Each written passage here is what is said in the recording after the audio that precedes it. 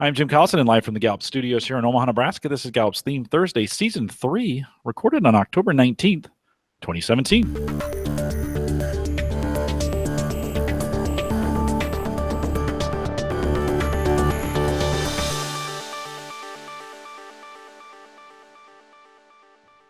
Theme Thursday is a webcast series, got to say that correctly, that dives deep into the CliftonStrengths themes, one theme at a time, and today's is Intellection. If you have questions, comments, or contributions during this live webcast, we do have a chat room. It's available for you right below the main video window. If you just poke down there, it's available for you. You might have to log into it. Bottom left-hand corner, click the login button, choose the guest account, take the guest name out and the numbers, put your name in, hit submit. No account needed. You don't have to create anything. You can log in with any of the major social media accounts as well, Facebook, LinkedIn, any of those if you want to do it that way. But it's the best way to get your questions into the program, and we'd love to see it in the chat room. If you're listening to the recorded version or have questions about strengths solutions for large, medium, or small organizations, you can contact us as well. Send us an email, coaching@gallup.com, and really that email address is best for any of your questions. Don't forget to visit the Gallup Strengths Center, just gallupstrengthscenter.com for all your CliftonStrengths coaching resources and training needs. You can also catch the video and now downloadable audio. We just call that podcasting, by the way. Maybe you haven't tried that out yet on your phone. Both Android and iPhones have podcast apps that are available for you, especially on the iPhone. Most of you probably on that. You can find us there.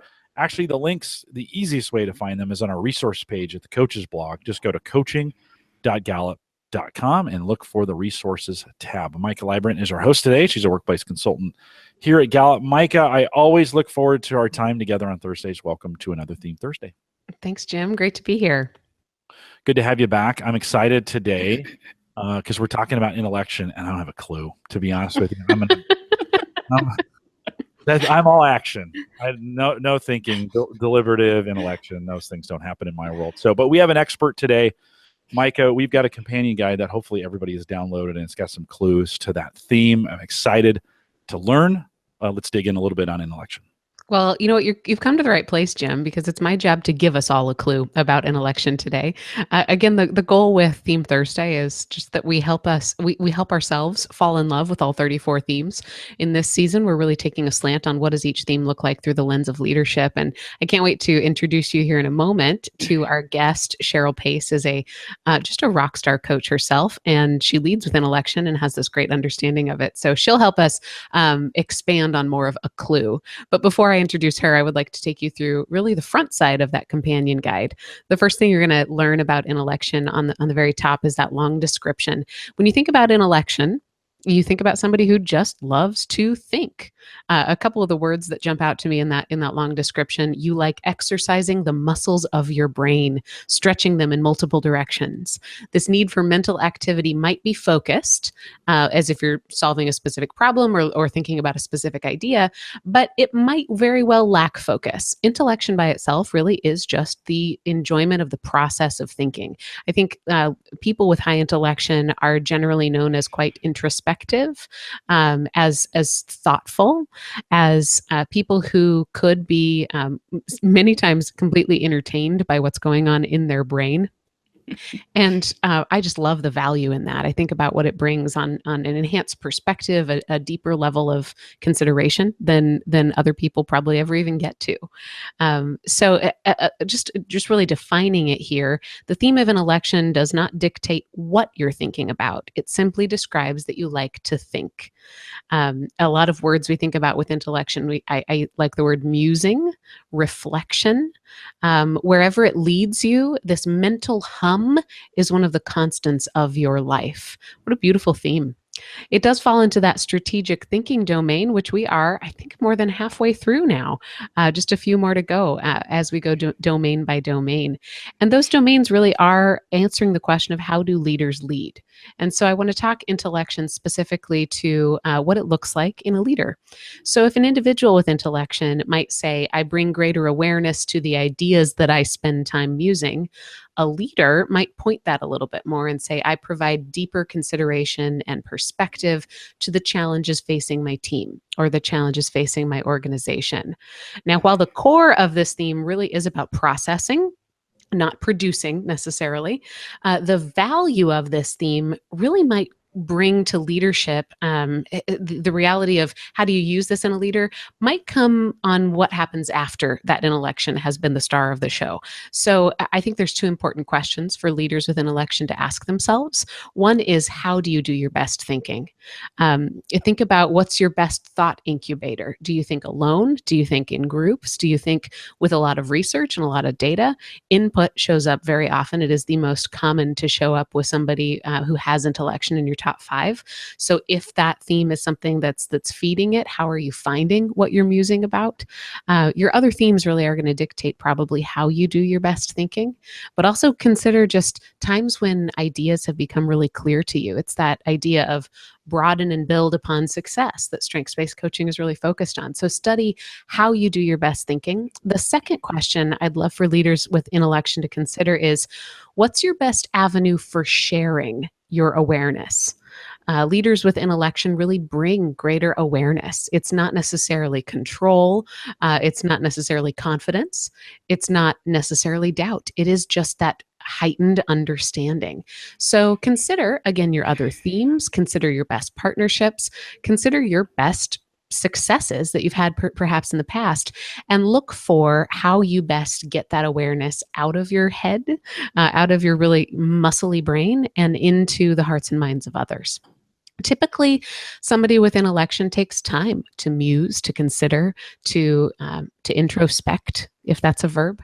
I think you need to perhaps introduce this need for time, as well as the benefit of having the time.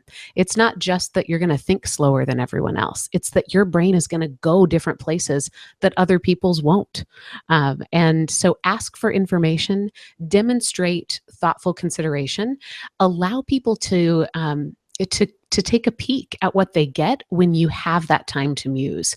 If you need to ask for time to think, that's a great thing to ask for. And maybe you might come at it from the standpoint of, hey, if I can consider this and have a little bit of time to mull this over, I think I can bring us a perspective that perhaps we would have missed, or that will make the answer impeccably clear for everyone.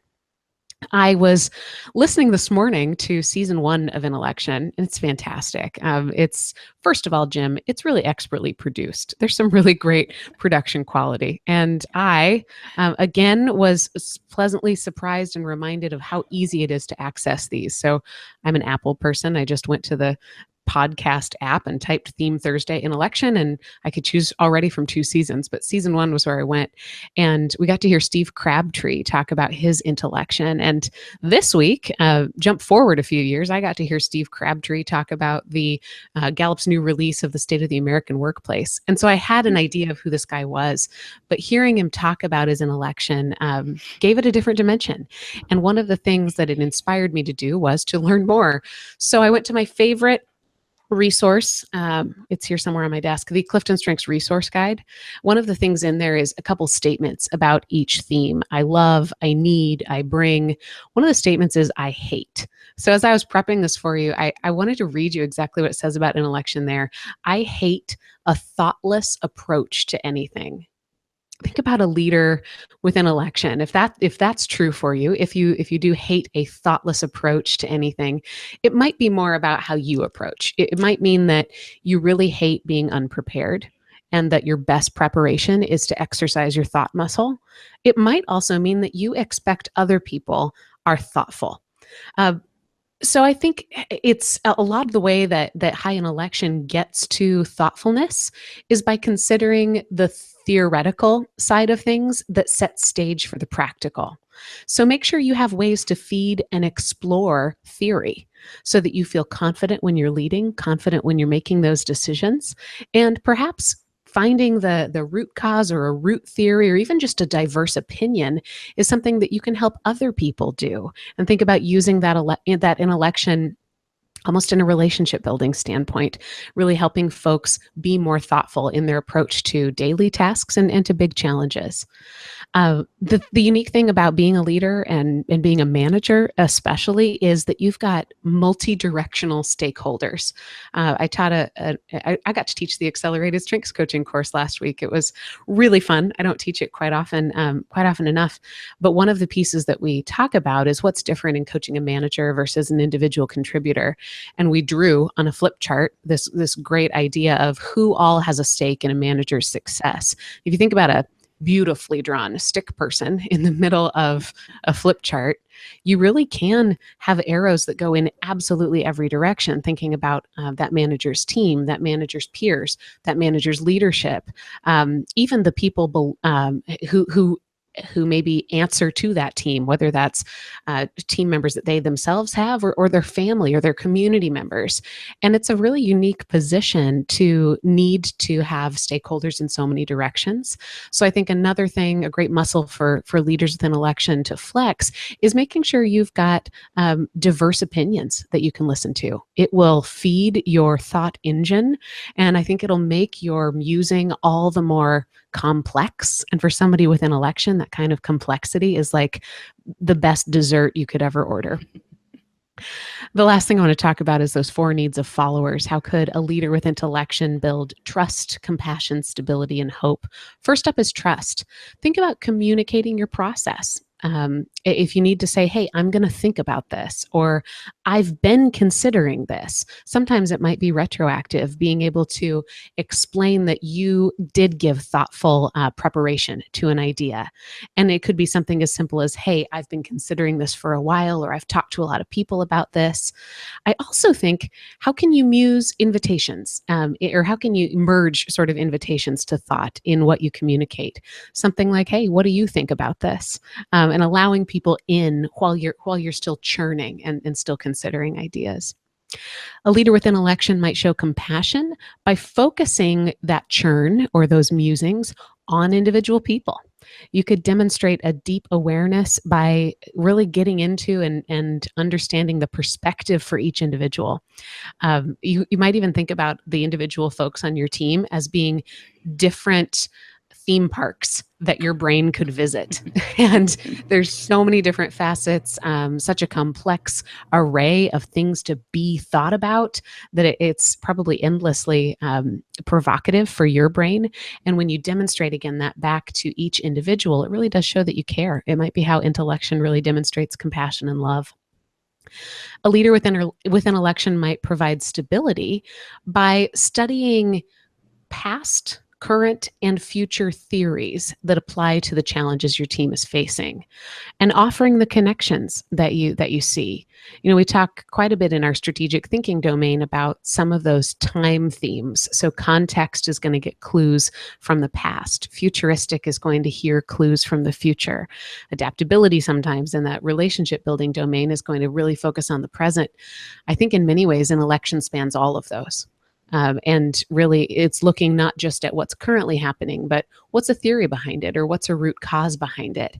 And there seems to be an element of Intellection that can connect some of those thoughts, much like ideation can connect disparate thoughts. I think Intellection can do it on a deeper, perhaps more academic level, and offering those connections can certainly help people see either, wow, this is really tough and here's how somebody else has gotten through it, or wow, this is really tough and we've been through it before, or hey, this is really tough and our theory would suggest it's going to be tough for a while. It's perhaps less creative than ideation in that way, maybe more dispassionate and closer to analytical, but certainly a beautiful gift that you can offer in the neck of stability. And finally, we get to talk hope. My favorite phrase for how somebody with Intellection who's a leader could provide hope to your followers is muse and diffuse. So we get to talk to Cheryl, who also has harmony, which in many cases is, how do I diffuse and find consensus? But Intellection by itself can do that too. How do you invite people to consider alternatives that might help broaden their lens of where they're going? Hope is about believing that tomorrow is going to be better than today. And what better way to help people do that than invite them into a thought process? I think what you can do with Intellection is you can say, I know where we are right now isn't as good as where we're going to be. And you might find lots of different avenues that you can help people sort of explore that. And again, it's not necessarily about having the right answer. It's about the exploration. That's really, I think, the beauty, the power of Intellection. So I hope that's helped you understand the theme a little bit better, start to fall in love with it from a leadership perspective. And now we get to talk to a real live leader who really rocks an election. Cheryl, welcome to the program. Hi, Maika. Thank you. Cheryl, can you just tell us a little bit about yourself? Well, I've been a certified strengths coach for a little bit over 2 years now. I work at the University of Kansas Medical Center. I've been here since 1988, so I know the organization really well, all the different types of people that work here, the roles that are here. I have a really good systems view of the organization, which has really served me well in the variety of roles that I've had here. But before I came here, I actually had a degree in biology and worked in the sciences for a while, and then changed careers and got a master's in library and information science. So I actually came here and started out as a medical reference librarian, just as technology was taking off. So that was an exciting time to be involved in all of that. So it's interesting to look back on my career choices, not knowing what my themes were at the time and how much they really influenced the decisions that I made. Wow, it seems like a whole career so far of a lot of thinking. Yeah, it is. It is. How does Intellection show up for you now in the work that you do? Well, of course, I've been intellecting on this for months since you asked me to do this theme Thursday. And it's my number 4 theme, and it's actually my favorite, but I think partly because it's just so natural to me. This has given me an opportunity to really step back and really think about how I use it. So ask me the question again. I have to think it through a minute. Sure. What have you come up with? You mentioned you've had a lot of time to think about what does an election mean for you. What's really bubbled to the surface? I think the thing that I hadn't really thought about before was how Intellection really is process-oriented. That really came to life for me in reading about it and preparing for this theme Thursday. I have consistency number 2, and I always thought that had more to do with my process orientation. But when I think more about Intellection, they're so closely tied together that that whole process aspect of processing the data and thinking through things, I mean, you really never stop thinking. That mental hum in the background is exactly what Intellection is, about anything and everything. I love that. It just does not shut off. Right. So tell us a little bit about how you process. And it does sound like that consistency is probably a really great partner to have a process that you can repeat, that you can go back to. Yeah. Do you think on purpose, or is it just sort of always there? Are there times when you're thinking more deeply, or is it more focused? What's it like?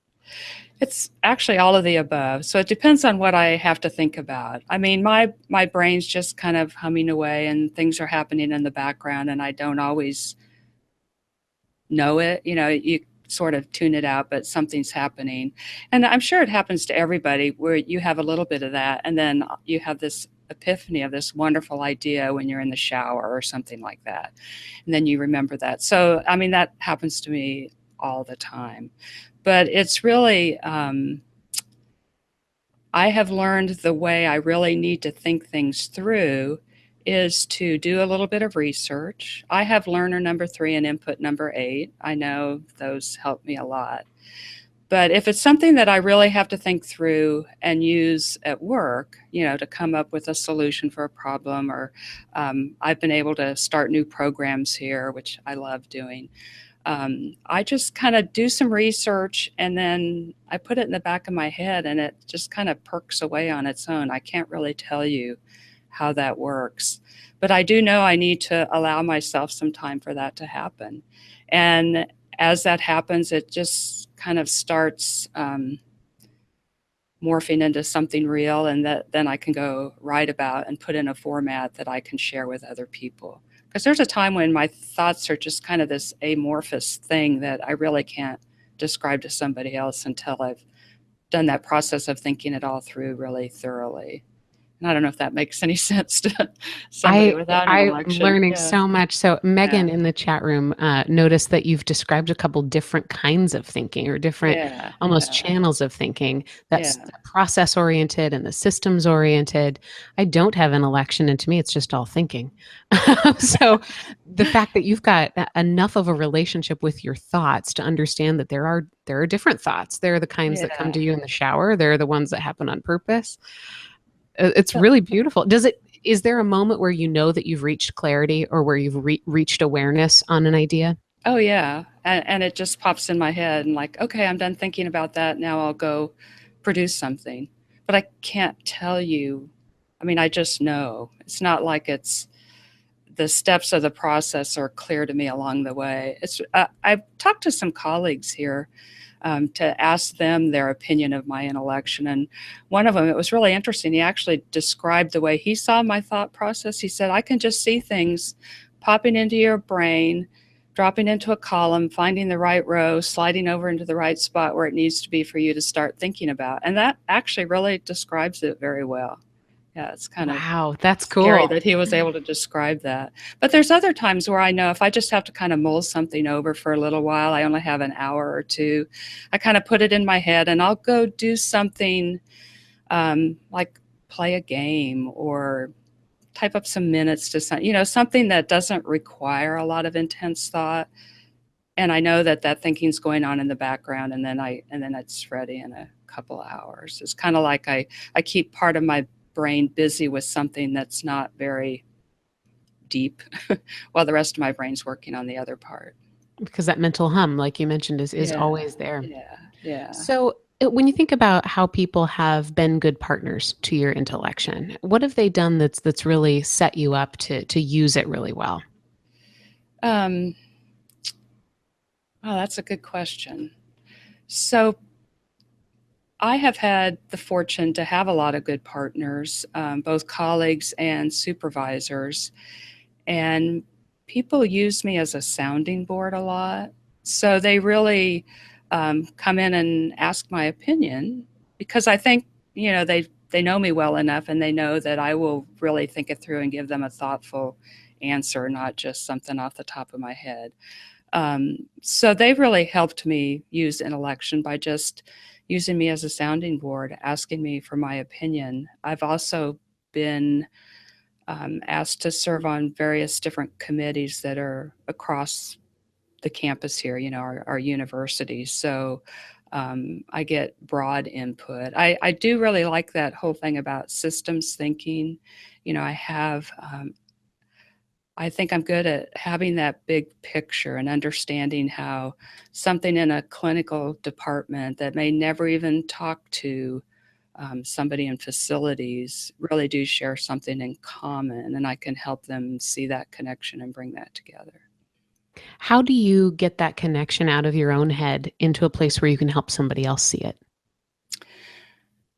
Well, this is just going to sound so basic, but one of the things I do around here is process mapping. So I actually do map it out in a diagram for them sometimes. Yeah. And I like to use the swim lane diagrams where you have a different role in each of the swim lanes. So you can really see how the steps of a process transfer from one person to another and back up to somebody else and then down to the next person.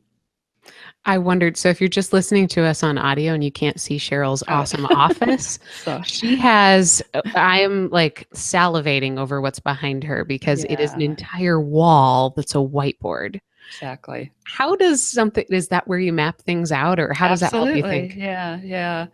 It helps me. Sometimes it's just a mess of things. Like if you've seen mind mapping, there's just bubbles and circles and lines all over the place to get started. And then I'll usually have to take a picture of that and erase it all. And then you start kind of refining it a little bit more until you actually have that true process map that then I go put into Visio and print out and give to whoever I'm working with on that project. I love that. And we're hearing for my own personal use too, to just kind of think things through. Okay, so tell us a little bit more about that. What does Intellection look like outside of work? Oh, interesting. So I am very, very comfortable being alone. I am comfortable. I can entertain myself. I remember as a child, my sisters and neighborhood friends all running around playing, and I was usually up in the tree reading a book, in the backyard. So I realize now that was Intellection too. My husband of 32 years will probably never take the assessment, but even though he does support me, sorry, I had something pop up on my computer. I need to get out of the way. So we always say one reason why our marriage is so good is that we actually can be alone together. And I think he has to have intellection too, you know. So outside of work, it helps me with that. My biggest passion outside of work is I'm a musician. So I play mostly Baroque flutes, which are a historical version of that instrument. So just reading and discovering everything about the flute from when it first was created until now feeds my intellection. So figuring out how to play all those different instruments with different fingerings and different tunings is a wonderful mental challenge that I love. Does there have to be an endpoint to that? Is it similar to learner where you've mastered it, or is it just the challenge? It's really just the challenge and continually thinking. And actually with my learner, I love learning everything. And I think it just gives me more food for thought to then think more deeply about something, because I think of myself as a jack of all trades and master of none. So I don't know that I've really mastered anything other than thinking all the time. Which is, there's something to be said for that. Yeah. It seems to have served me well. That's excellent. Cheryl, I want to go back to work at this point. So in a professional context, we know that executing themes are the most common to show up in people's top 5. I coach folks who often tell me they feel like they are in an action bias in their organization, like what you do and what you produce is more important than how you prepare or how you think. How do you keep up with people who maybe don't need the same time to think and be thoughtful? Do you ever find that that's difficult?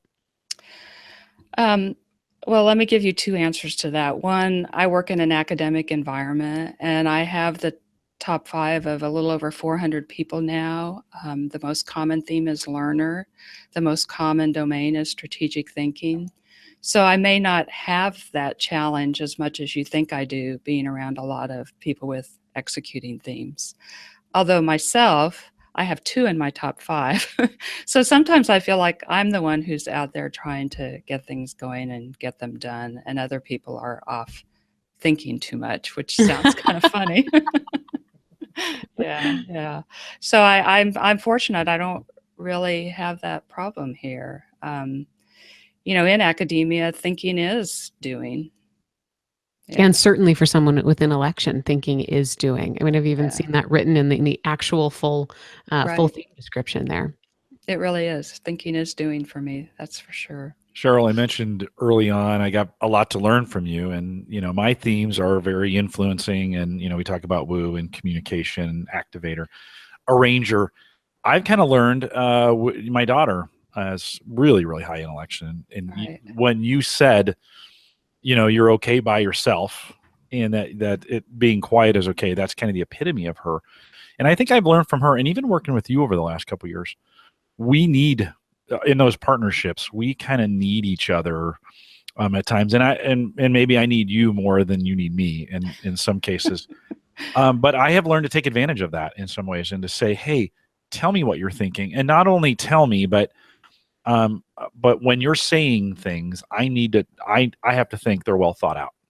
And so for those of us who are action oriented in both either executing or influencing, I think there's a lot of value in the partnership to know from the beginning that when you're talking, it's been thought about. And so we have to slow down a little bit on our side and say, you know what, I need to weigh these thoughts a little bit differently than just when we're, when I'm hanging out with the executing group, and we're just flying through things. It doesn't make it any better, any worse. But I do feel like there are times I can partner better with you, so to speak, in that setting, when I have given you, when I know what you're saying has been well thought out. Do you feel that? Do you sense that when you're talking to someone? Does it get frustrating when people just kind of blow past your thoughts because, hey, like I spent some time on this stuff and you didn't as well? Is that a frustration in settings where influence moves fast? It can be, because I have spent a lot of time, and I do think I'm very thoughtful. I think that was more frustrating when I was younger, I think one thing that's happened because I've been in this organization so long that, I do have a certain level of credibility and a reputation, and people do come to me for advice because they know I'll think thoughtfully. But I also, as I've learned people's top 5, there are a couple people with Activator that I do find myself partnering with, and I think it really helps me a lot in maybe not thinking quite as long as I think I need to. Yeah. Well, in different, it's interesting. I think intellection's different than deliberative. I think sometimes we put those two together. I think Maika talked a little bit about that up front, but where deliberative has a time element to it. This intellection has kind of more, it's more process oriented. You talked about that with your swim lanes and your charts and working those things out. And I don't necessarily know if intellection, you can answer this for me, does it have a time component, or how do you see if you only get a certain amount of time to think about something, is that okay? Or does it always have to be, for you, does it always have to be a long period of thought? As long as you get some thinking time, is that okay in a process? Yeah, I actually work much better if I have a deadline. If I don't have a deadline, I will think about it forever. I really will. So, and I will kind of think about how long it's going to take me to do something. And I will think and think and think, and then start producing when I know I have, so many hours left and have to turn something in. So the shorter the deadline, the more productive I can be, probably. I mean, I can think deep quickly if I need to. I prefer not to, but I can. So I really, really need deadlines. Yeah. Jim, just to hop on that, because there's a couple questions here in the chat room about the connection between deliberative and intellection. I think what we're hearing Cheryl say is it's the thinking. It's not about the producing. That producing probably comes from some of your executing themes. Deliberative isn't just about careful thought. It's careful thought that takes risk into consideration. That's the really that big piece. It's not careful for the sake of being thoughtful. It's careful for the sake of being cautious. And that has a direction in mind. It has an outcome in mind. Whereas intellection is thoughtfulness is the goal, or the thinking. Maybe thoughtfulness is the reaction, and the thinking is the goal. Yeah. Deliberatives, I think 17 for me. So I just don't think about that a lot. I let somebody else worry about the risk. I think everything through. I tell them, my thoughts on whatever question they've asked me or problem, and somebody else usually thinks up those risks. But I do have consistency, responsibility. I have arranger and discipline in my top 15. I mean, I have a lot of executing things that help me manage that thought process to keep it from going on too long. And half of my top 10 are relationship building themes. So I am doing a lot of this thinking to help somebody, to help a department, to help a team, to help an individual person reach a goal. And I know they have a deadline, so I need to finish so I can help them. And that might be a great piece that you don't have to be the person with the deadline. Your intellection is constantly thinking with people. Think about that compassion angle of intellection. And that means that part of what you're thinking about is their deadline. Yeah. So it's not trying to bend intellection in a direction it doesn't go. It's using that all as part of what your brain is crunching on.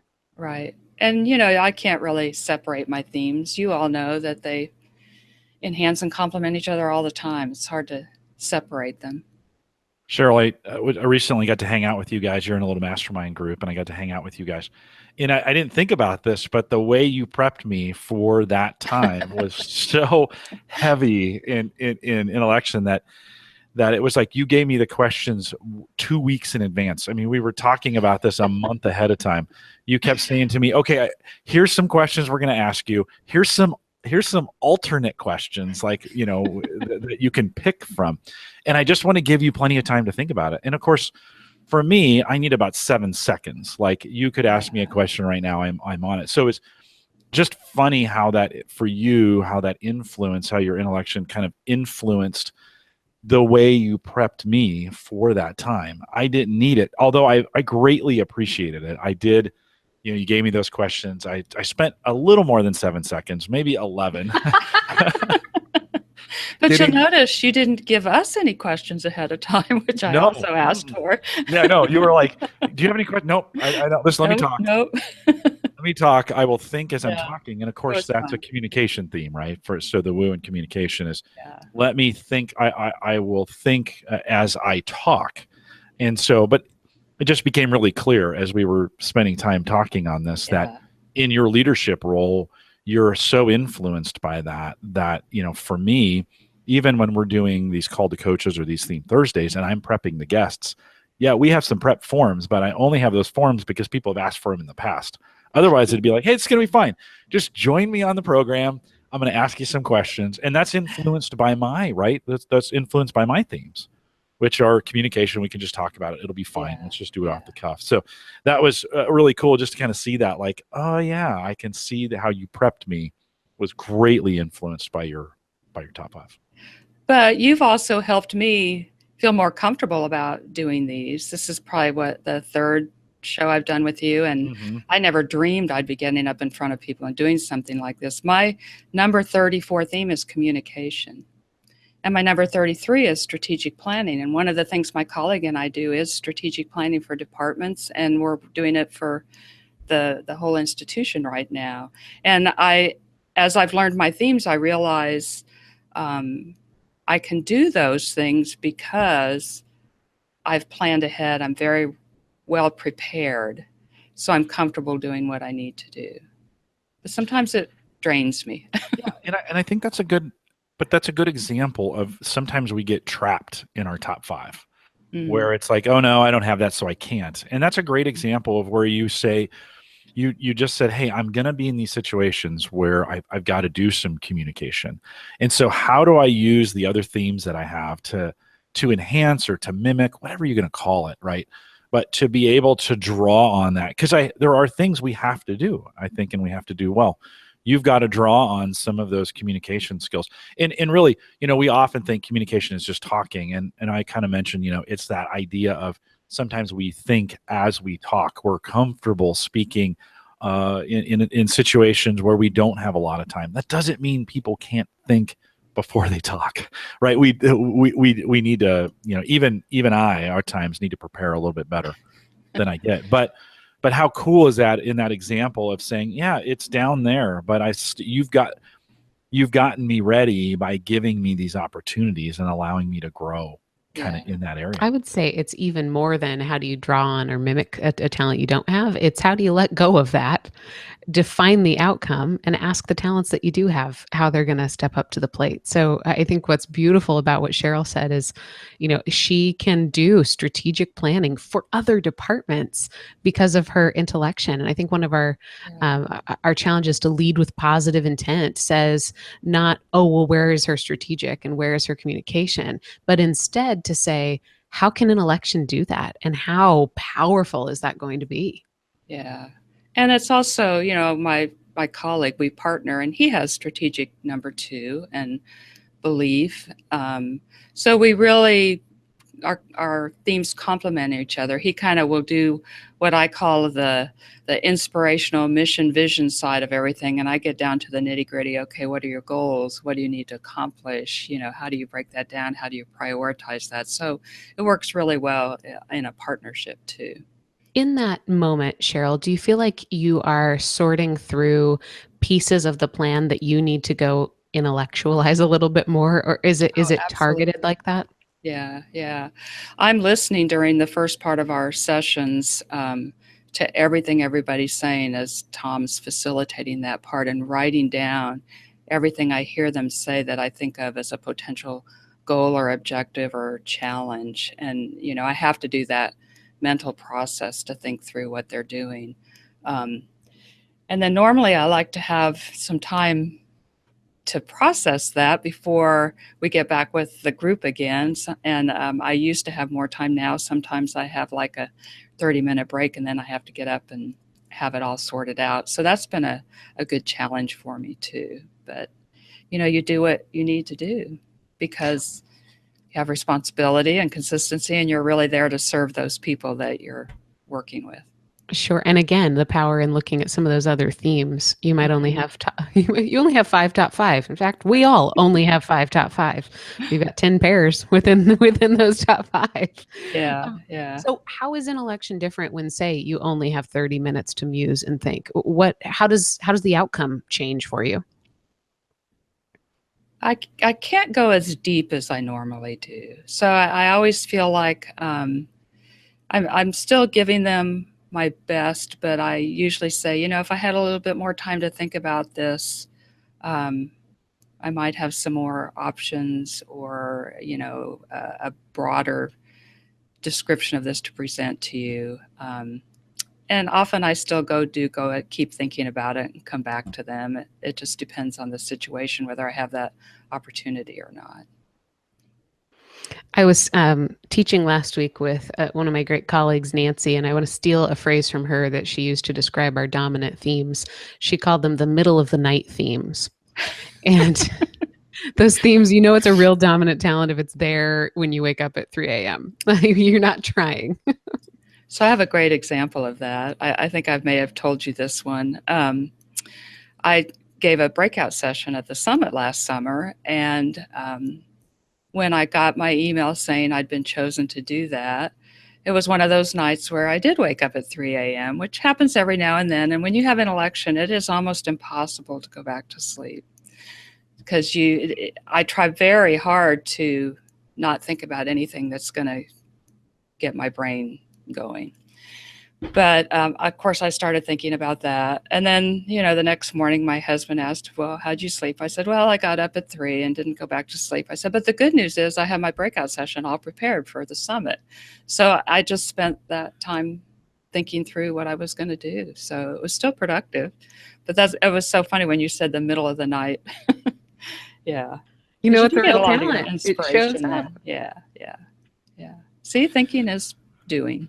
Cheryl, I want to ask you a little bit about compassion within election, because that's Okay. in leadership. You get this opportunity to lead people, and I think you've alluded to it a couple times. But you mentioned earlier that you can be a sounding board for people, Mm-hmm. and how have you used that in your role as a coach there to bring compassion? Because people sometimes are frustrated in their roles. I don't know how often you get that where they open up.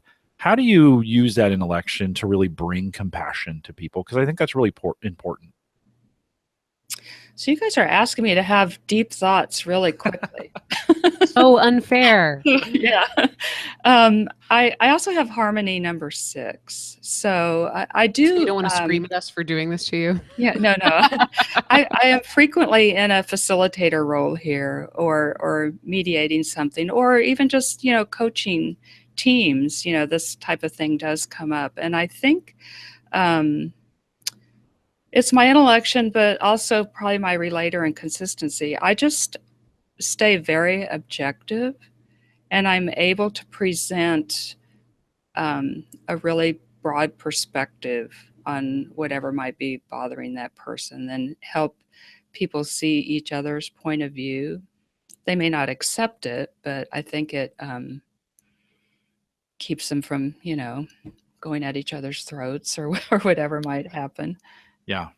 And I think this is a really important role in a leader is demonstrating and actually doing the thoughtful process of thinking about people.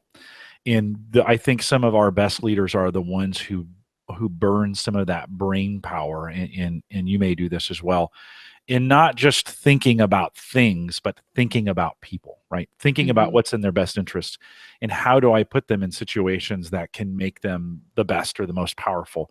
How can I change processes to make people more efficient or to make them happier or to get them more engaged? I think sometimes we need to spend that time not just saying, what are your top 5 and then picking one of those things out and then trying to get them to use that, but thinking through the entire process, the entire top 5, spending some time thinking about people. Do you find yourself at times in your coaching role that some of those middle of the night thoughts are about people and about how to make them better? Oh, sure they are. A couple different thoughts came to mind about that. One, most of the coaching I do here is team coaching. So the individual coaching is actually, I try and have one session with each member of a team before the team session. So it really is helping them understand each other. And a lot of teams I've coached actually do shift roles around. They find out, somebody would rather be, there's two people that really wish they could do different roles, switch places, and they do. And they're both much happier and then more productive. This happens to me a lot. I lost my train of thought on what the second thing was.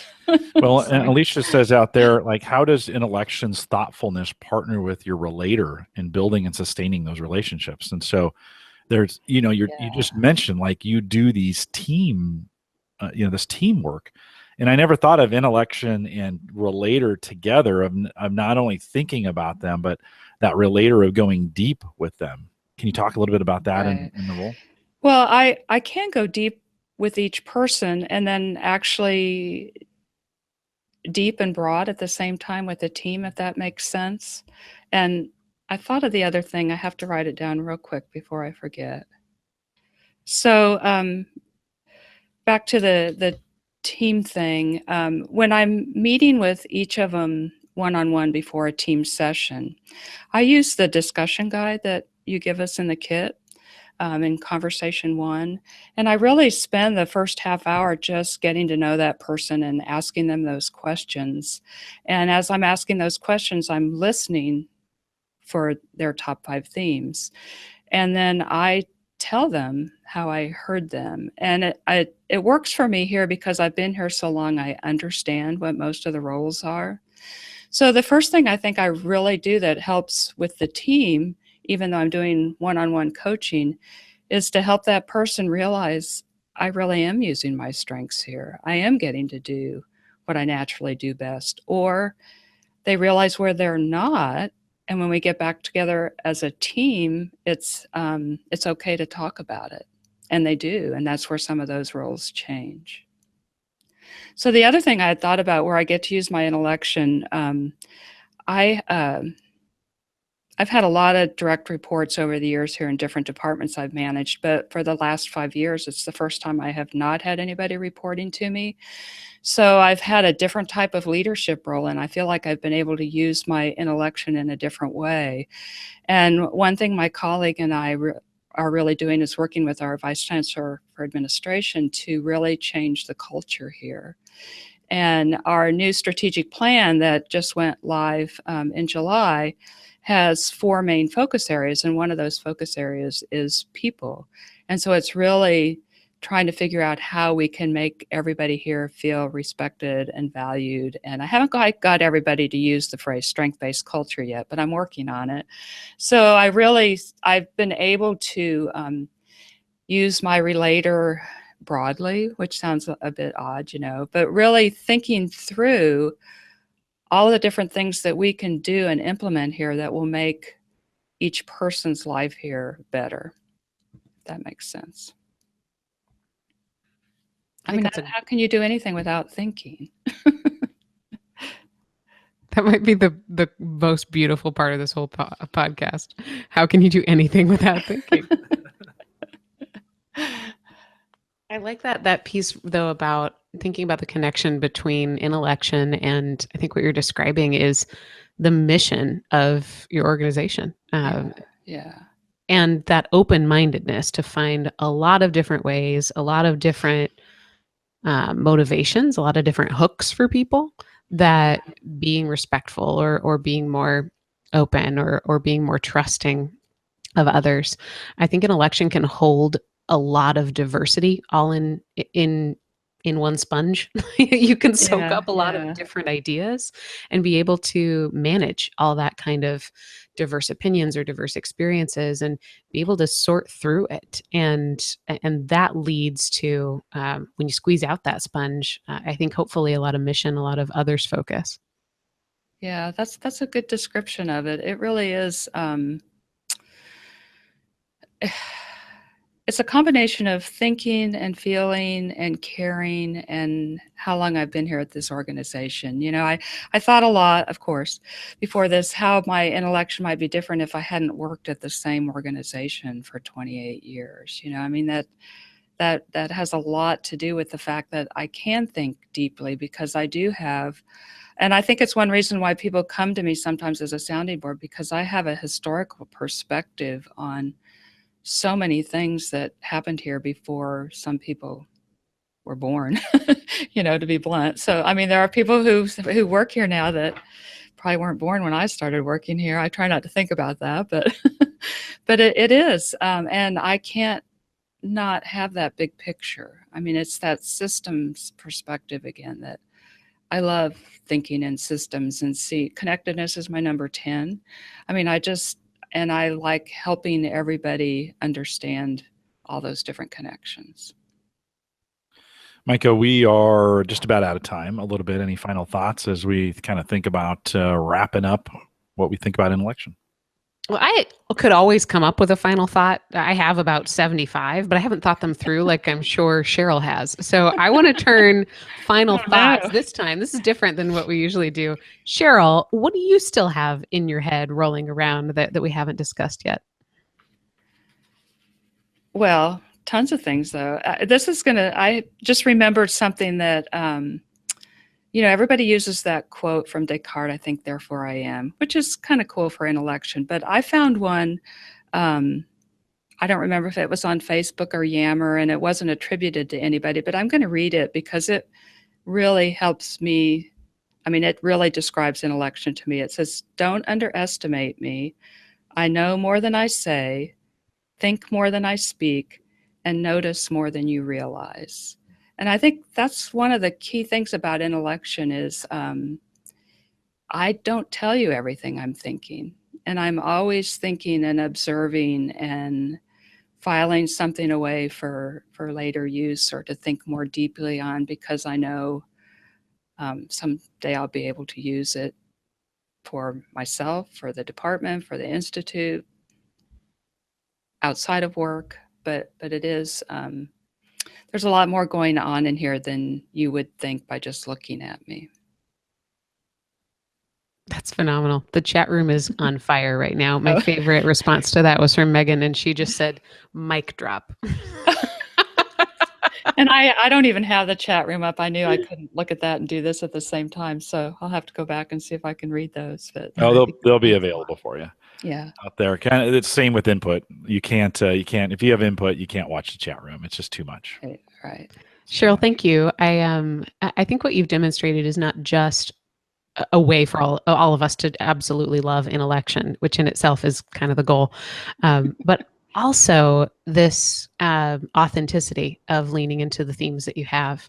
We talked about you just can't help but be that way. Those dominant themes that are there all the time, and sometimes that makes the themes hard to describe, hard to explain to others, hard to even notice yourself. So thank you for doing the self-reflection that takes, because that's how we help other people really know about it. But sometimes it's like describing what it's like to be right-handed. If you're right-handed, it can be kind of difficult. But thank you for taking us on that journey today, and thanks for the great work that you're doing within the community and within your organization as well. Oh, and thanks for asking me to share. And you guys always make this so easy. Well, you are welcome. And Cheryl, thanks. There's a ton of thanks going on in the chat room for you as well. So definitely get out there and make sure you read those. We'll remind everyone to, you bet. We'll remind everyone to take full advantage of all the resources we have available at the Gallup Strength Center. Just gallupstrengthcenter.com. Send us your questions or comments. If you'd like to be a guest blogger, we're accepting those, or at least submissions for those. 400 to 600 words is what we kind of like to get. Send them in the subject line, put guest blogger, and then send them to coaching@gallup.com. Maika reviews those. And so if you want to get those in, we'd love to have you do it. You can also catch the recorded audio and video of this program as well as all the past ones. We have found the easiest way to do that is through listening to it as a podcast, in the car, on a train, in a plane, as you travel, some of those kinds of things. Walk the dog, mow the lawn, some of those kinds of things. In some parts of just listen to us. It's available all there. All the resources are available on the coach's blog, coaching.gallup.com. If you're interested in becoming a Gallup certified strengths coach, we mentioned that a few times, you can see a list of all our courses that lead to that, including Todd reminded me earlier, we have a BP10, a Build a Profile 10 course that's coming up. If you're interested in doing that, those don't get on the schedule very often. There's one in December. But a list of all of our courses are available out there. Just go to our courses page, courses.gallup.com. events.gallup.com. And I would say the summit is coming up. Hard to believe, Mike. We're already thinking about the 2018 Clifton Strengths Summit. All the courses and their prices, which have a discount if you come during the summit, are available on the summit page. Again, go out to the events.gallup.com and you can see everything that's available, including summit registration. And so the courses are cheaper. They're also a lot more fun when you take them around the summit. There's just a different energy. And I've got high positivity and I teach them all over the world, all over the calendar, but there's something better about them when they're near the summit. They are a ton of fun. We'll look forward to maybe seeing you at the 2018 summit. Again, go to events.gallup.com. If you found this helpful, and I know you did, we'd ask that you to share it. I want to thank everyone for joining us today. With that, we'll say goodbye, everybody.